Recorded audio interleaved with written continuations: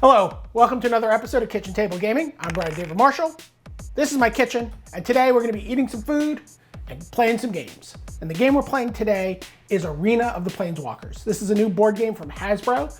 It is based on the Magic the Gathering franchise. So it takes the characters we've come to know, Jace and Liliana and Nissa, these Planeswalker characters from the collectible card game that we've been playing for so long, and puts them into this new setting, a board game setting.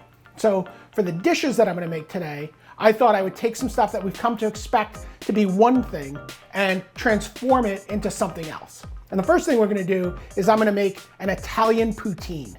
And this basically was inspired by my recent trip to the Pro Tour. On the way to Vancouver, I stopped in Seattle and I was hanging out with some friends at the Wizards offices, and we went to lunch at a place called the Red House in Renton, where they make polenta fries. And it's one of my favorite appetizers. I look forward to it every time I'm out there, and I was like, wow, I really want to do something with polenta fries. But I didn't really, it's polenta fries. I didn't really have a plan for it. Then we went to Vancouver. And in Vancouver, and actually everywhere in Canada, poutine is just always on the menu.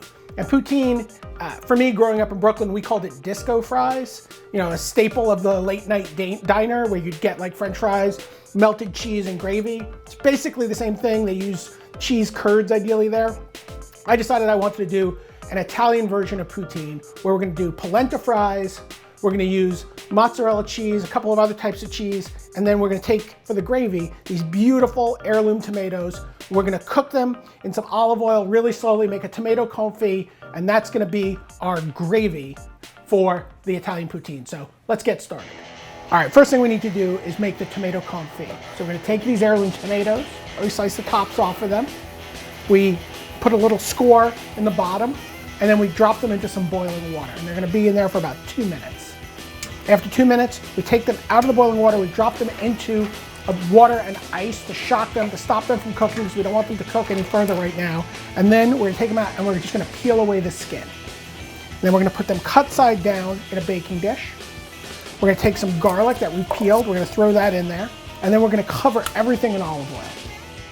Once it's all covered in olive oil, very carefully, we're going to put it in a 250-degree oven, and we're just going to let it cook slowly for about 2 hours.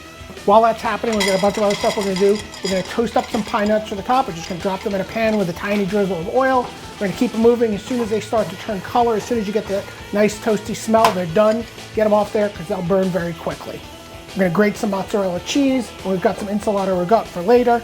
Now it's time to make the polenta fries. Comes in a tube, cut it in half, cut it down the middle twice, cut it down the other way twice, and you've got 18 fries out of each tube. And then what we're going to do is we're going to get a Dutch oven on top of the stove with vegetable oil, canola oil, heat it up to 365 degrees, and then we are going to deep fry our polenta fries. Now it's time to put everything together. We take our polenta fries, we put them in a baking dish. We're going to take some of that tomato confit, we're going to mash up the tomato with the oil and the garlic and get it like a gravy, and we're going to put it on top of the fries. Then we're going to give it a generous helping of the shredded mozzarella cheese, some enchilada. We're going to put it under the broiler and toast that cheese. And then when it comes out, we're going to top it with some pine nuts and some freshly minced basil. All right, so there you have it. This is Italian poutine. And now I'm going to go out and bring it to my friends, Kevin on, Jacob Van Lunen. They're here, and we are going to play some Arena of the Planeswalkers. I can't wait to learn how to play. Hi, everybody. I'm Jacob Van Lunen, Magic the Gathering commentator, columnist, and winner of Pro Tour San Diego in 2007. My name's Kevin on. I've just been playing Magic forever, so long where I got my DCI card at Pro Tour 1. I've got some Italian poutine. Feel free to dig in. Oh my goodness. So good. I don't like regular poutine, but this is... You don't like poutine? No, cheese curds are like too much. I'd rather just have disco fries. All right, guys. We're going to dig in. Arena of the Planeswalkers. I know, Jake, you've been reading the rules. Yeah, I've been trying to figure it out. We start out by choosing our Planeswalkers. Shotgun Jace. Okay. Gideon. Get into that hair. I'll pick Nissa. So we haven't drawn cards yet. Okay. Everybody draws 3 cards. I'm going to draw more than 3 cards, I can say. Then you can summon your squad. Then you can move. Then you attack. And then you're done. Okay, so I'm going to go first. 1, 2, 3, 4. I'm going to summon squad of elf rangers. But now I'm going to move Gideon. Gideon gets plus X swords, so within two, equal to the number of your figures within 2 clear sight spaces of Gideon. So I get plus 2, so I get 5 dice. Okay, I get 2 dice. 4. I don't think this matters. He's all gone into the box. I am going to choose the Pummel Root Elementals this turn. So now Cast Primeval Light. Destroy all face-up and face-down enchantments. what? Before I move, I'm going to cast Overrun. What? I'm going to use this one, and I'm going to attack Jace. So he has 7 attack. Okay. Now I think it counts. Alright, so I got 4. Come on, good ones. I'm not running well here. No damage. Then I will Great. attack Gideon. Oh, that was much better. 1, 2, 3, 4, 5. Oh, that was terrible. None. So you guys, she just dies, right? How much damage did he take? 5. 5? That's not where I It's a thought that good was. roll. I That's mean, not where I I rolled thought- some bad rolls against him. That's not where I was gonna thought that was gonna go when the syllable started with F. I'm gonna use Jace. Then I'm gonna move a blue planeswalker to a space adjacent to another creature I control. Run. Yeah, Run, little that's- Jace, run. That's what I have done. All right, Kevin, it's your turn.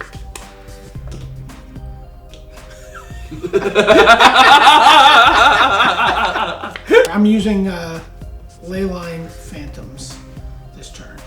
They can move through other figures and can't be attacked when leaving an engagement. I am going to play Talent of the Telepath on your Overrun. Okay. That card seems very good. Well, Overrun also seems very good.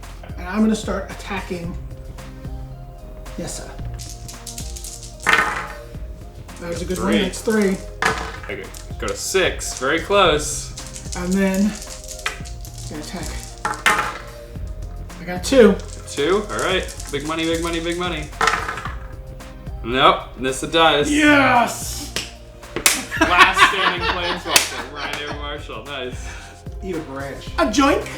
We're not declaring last Planeswalker standing as the winner. I guess we'll that seems fair. And I do have dessert. Okay. Game's over. Game is over. This is a well played. recurring theme on Kitchen Table Gaming. I've negotiated my way into victory multiple times with dessert. All right, we're gonna make Elvis Banana Pudding right now. Whenever Magic players come to New York to visit, one of the places they always want to go is Magnolia Bakery.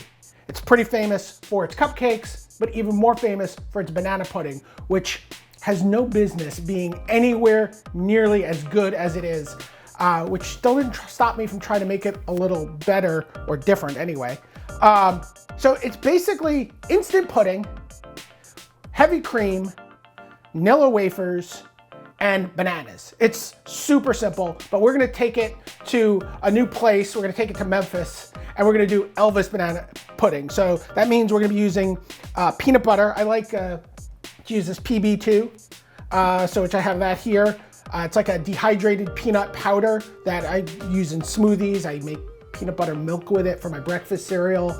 It's one of my favorite ingredients, and it really just imparts this really peanutty flavor into things. And we're gonna be using bacon. So this is gonna be, not everyone likes the sweet and salty in the desserts. I am not that person, I love it. We're gonna put a little brown sugar on this bacon, get it all crispy, and it's gonna get sprinkled throughout the dessert. So let's get started making the Elvis banana pudding. So what we're doing is we're taking 1.5 cups of ice water and 1 can of sweetened condensed milk and 8 tablespoons of PB2 and getting those going together in a mixer for about 2 minutes.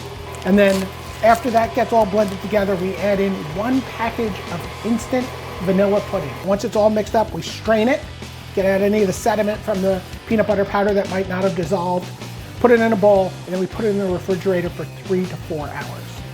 So we took 7 or 8 strips of bacon, laid them out on a wire rack, and then we're gonna sprinkle them with brown sugar, and we're gonna put them in a 400-degree oven for 20, maybe 22 minutes until the bacon is nice and crispy, the sugar is all sticky and caramelized, and we have candied bacon.